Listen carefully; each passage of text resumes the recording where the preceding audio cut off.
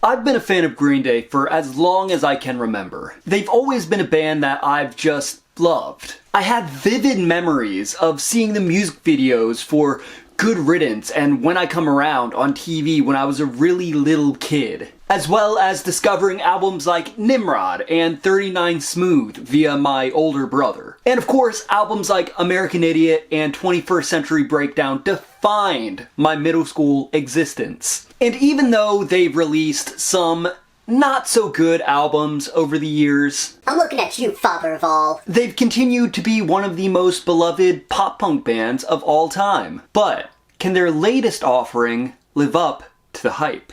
Give me a fucking break. Hello and welcome back to another video. If you're new here, I'm Trevor and I am eternally uncool. I make videos about music, music culture, and anything that interests me.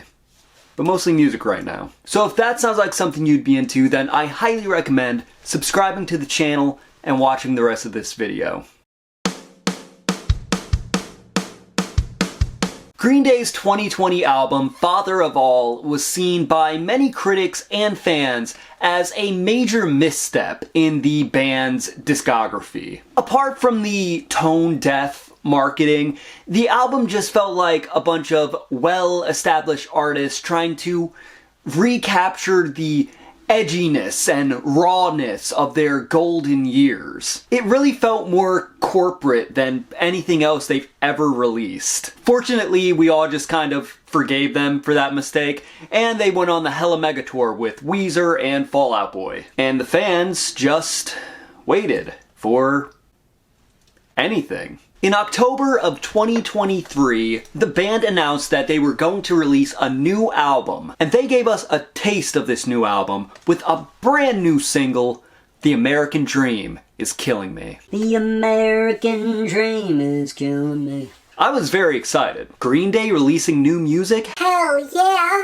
They followed that up by revealing another single, Look Ma, No Brains, at the When We Were Young Fest. I was honestly surprised with how good all of these new Green Day songs were. Especially when I really did not like Father of All when it came out, or any of the singles off of that album. What's going on? I was getting excited for this new Green Day album, but I was also getting worried. Will this new Green Day album be the Green Day album we've all been waiting for? A new album that can rival albums like 21st Century Breakdown and Revolution Radio. Today, I'm gonna find out. I reviewed Fall Out Boy's album and I reviewed Blink's album, so it just feels right that I should review Green Day's album. I'm writing this script ahead of time. As of writing this sentence, I have not listened to the album yet. It's not even released. So, when it is released,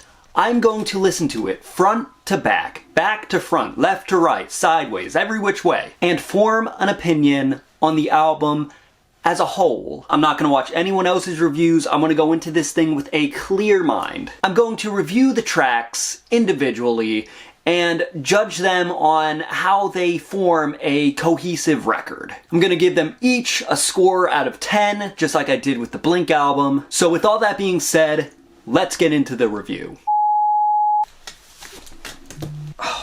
Back. You didn't see nothing. The album opens with the lead single, The American Dream Is Killing Me. I love when bands do this because whenever a band releases a new album and they release that debut single, I always want it to be the first track on the album. I mean, it makes sense, right? You're being introduced to the album with this song. Make it open the whole thing. Fans are already probably gonna like it, so it'll warm them up to the rest of the album. It's like a little appetizer. Billy Joe described the song as a look at the way the traditional American dream doesn't work for a lot of people. In fact, it's hurting a lot of people. Now, the American dream is obviously this set of ideals that American people can achieve whatever they want. It was popularized by historian James Tuslow Adams, with him saying, "Life should be better and richer and fuller for everyone,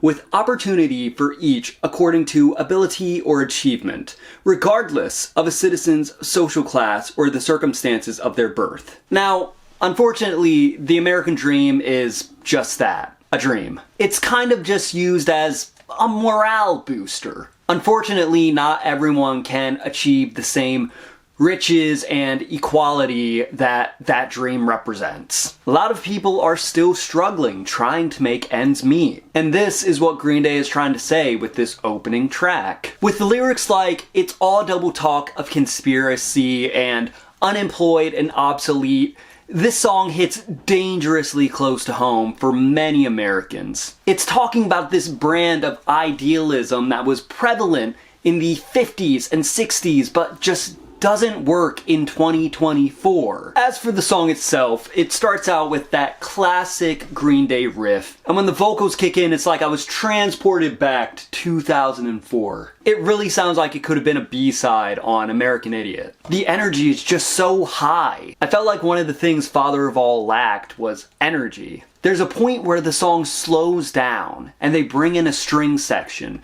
before everything kicks right back in and goes back to the normal song. It's perfect. I love that. Now, I will admit there are some lines that really take me out of the song. TikTok and taxes, or we're P words for the American dream. I'll let you figure out which P word that is. Who's a paedophile? It's just, no, stop. But other than that, it's a pretty good introduction to the album. I think I'm gonna give the American Dream a solid 8.5 out of 10. The second single is the second track, Look Ma, No Brains. I know I'm repeating myself, but I like that they made the first two singles, the first two songs on the album. It really eases the listener into this whole experience that an album should be. The lyrics here are really self-deprecating, with the narrator talking about how stupid he is. There's mentions of dropping out,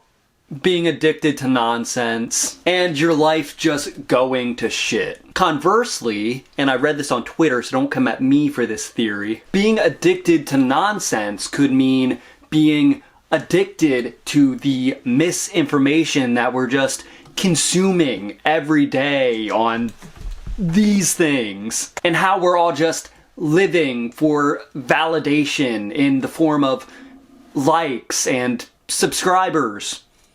Anybody? This song is short and fast. It's a little over 2 minutes. It's very reminiscent of Green Day's older work, taking a lot of influence from Ramones and Stiff Little Fingers. I like this song a lot. I like that it opens with a Sam Cooke reference. Don't know much about history.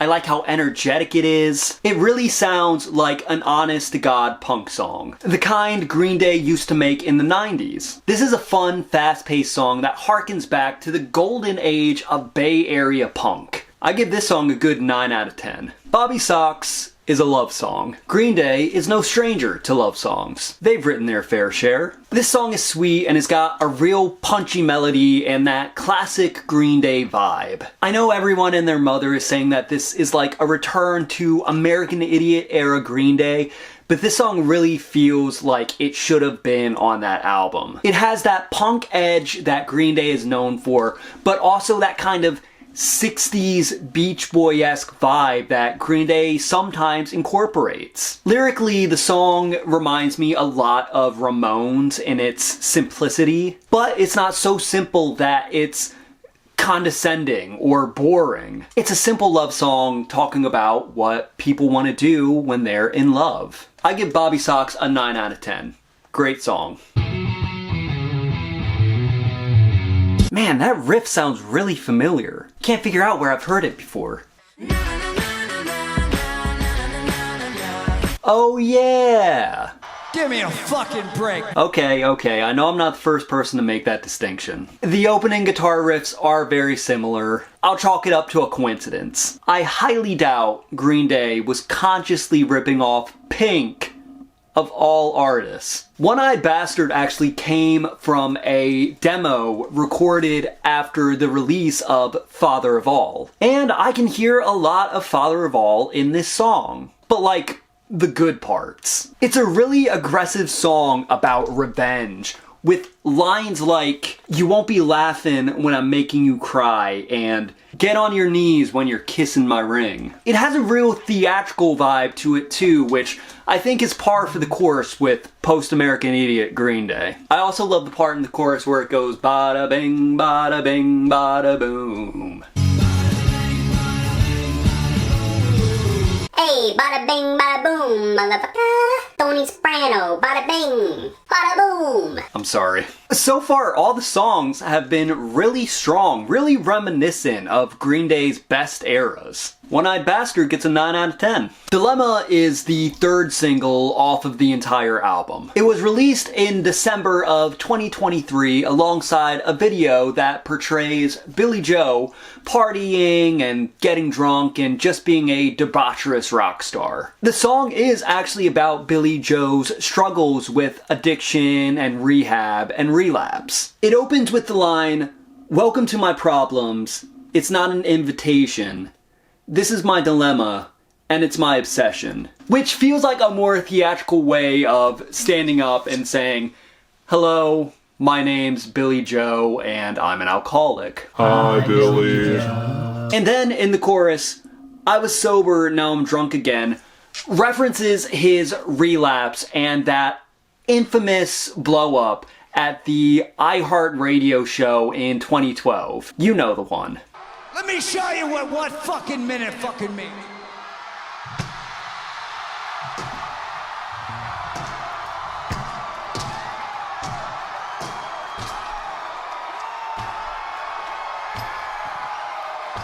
One minute. God fucking love you all. We'll be back. And of course, the line, "I don't want to be a dead man walking," hits dangerously close to home if you were someone or know someone who has struggled with alcoholism or addiction in any of its forms. Sonically, this sounds like it could have been on American Idiot or 21st Century Breakdown or even Revolution Radio. It also really reminds me of Billie Joe's side project, The Long Shots, which also has a kind of apparent 60s garage influence to them. Let me know if you want me to talk about the Long Shots, by the way. I feel like that would be an interesting video. Overall, I think this has got to be my favorite track on the album so far. Strong 10. 1981 is perfect. It's so catchy. There's no filler, it's all killer. From the first note, the energy is just so high. She's gonna bang her head like 1981. She's gonna bang her head like 1981.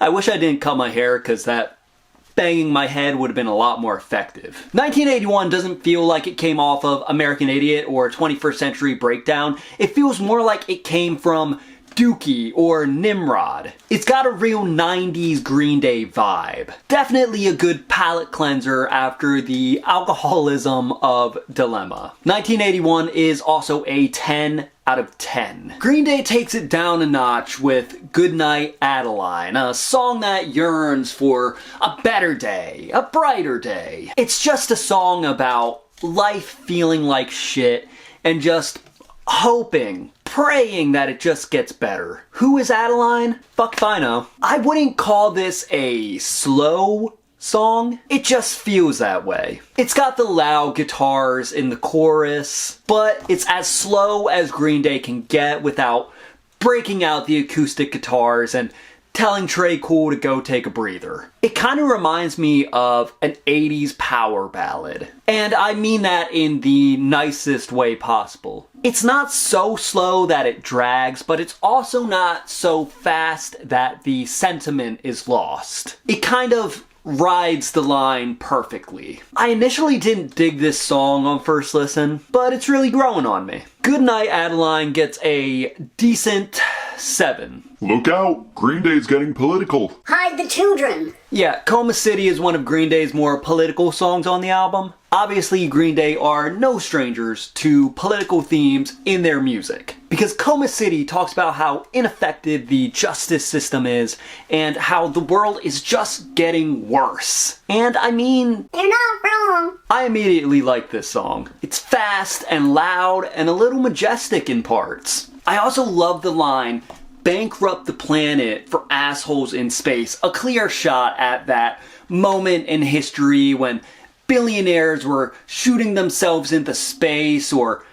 building rockets to go to space for some reason. They were really obsessed with space at one point. I could really see this song being used in a musical similar to American Idiot. It would be the perfect introduction to the musical's setting, Coma City, where our heroes live and have to fight to survive while they also sing and dance. Sorry, I studied theater. What do you want from me? This song would be a 10, but it made me expose the musical theater kid side of my personality, so Coma City gets an 8. Corvette Summer has a really good opening riff and a classic rock kind of vibe. It's all about living your best rock and roll life and not giving a damn about what anyone thinks. Reject money.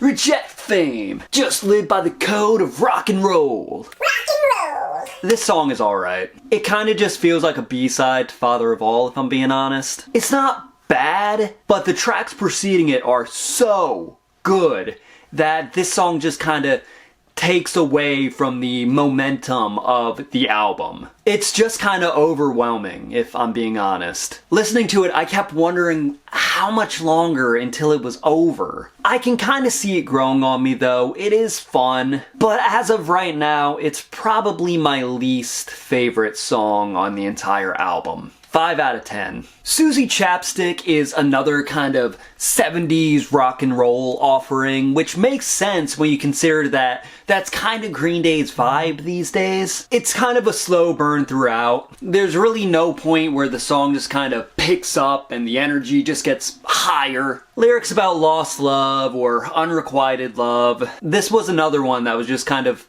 too slow for me. Just kind of a time waster. 5 out of 10. The energy picks right back up with the 11th track on the album, Strange Days Are Here to Stay. This is another political Green Day song, so if you're not into that, then leave the room. I'll call you back in a minute. It's kind of about how our modern culture is just descending into mayhem and just shittiness. Lines like, they promise us forever, but we get less, and all the madmen going mental really ring true in the year 2024. This song is a lot punkier and raw than Susie Chapstick and Corvette Summer, which I think adds to its appeal for me. Strong track, solid 9 out of 10. Woo, another political track alert. Did you come back into the room too soon? Sorry about it. Living in the 20s is a song about our current society and how things are just getting worse.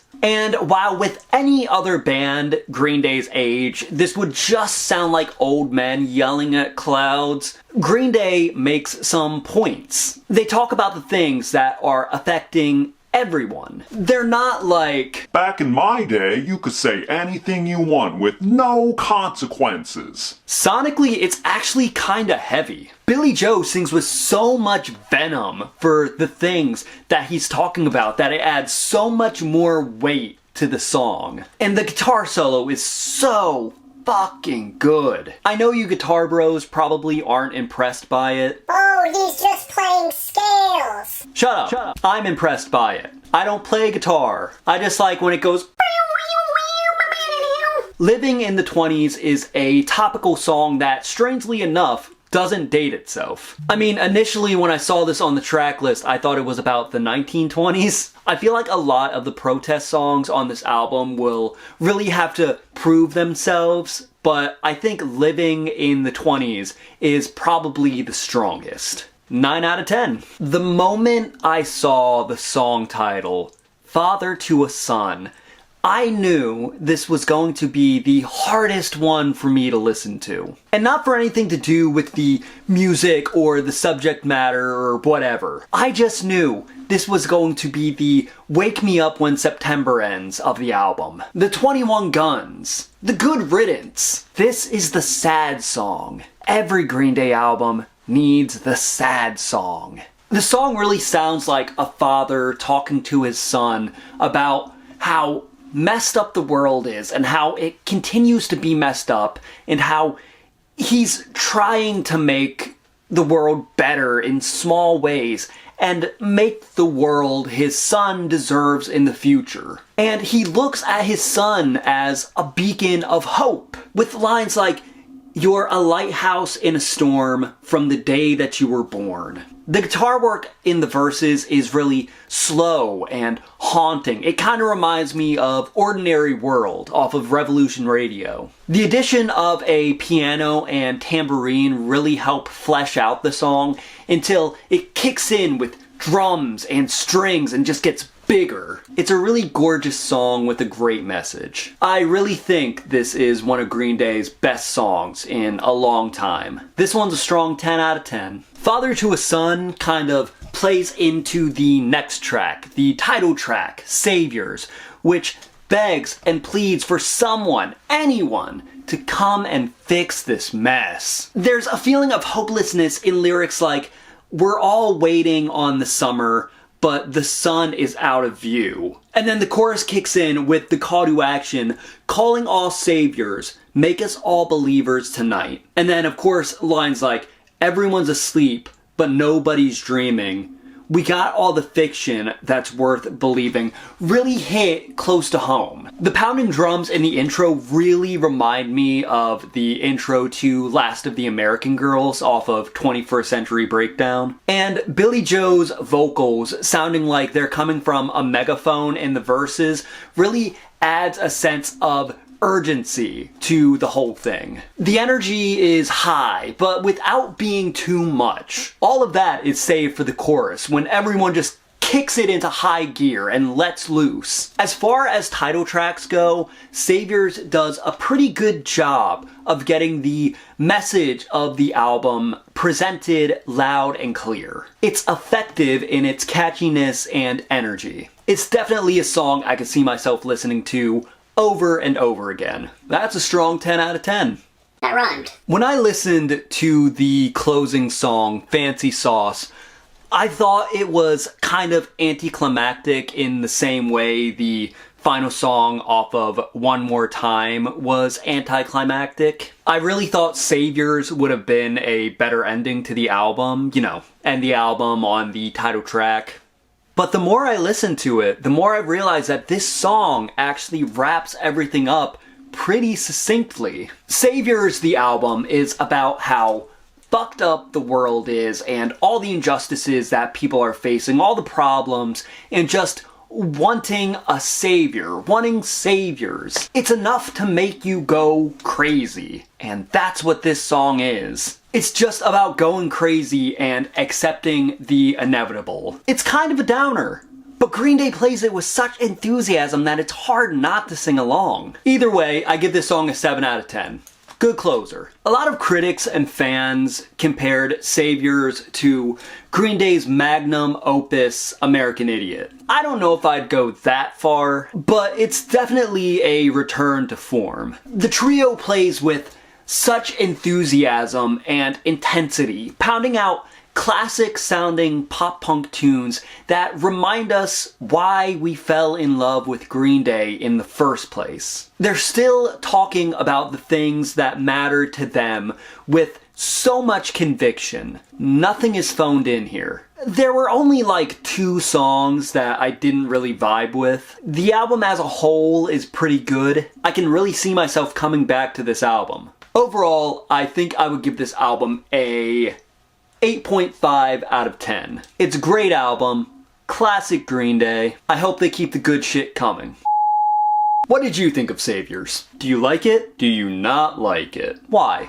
Why? Let me know in the comments. That's gonna do it for today's video. I hope you enjoyed it. If you did enjoy it, then I highly recommend smashing that like button and sharing this video with everyone you know. We are on our way to 1,000 subscribers, and every like, every comment, every share, any interaction with this video at all really helps to push this video out to more people who might be interested in what I'm doing. With all that being said, thank you for watching. As always, I'm Trevor.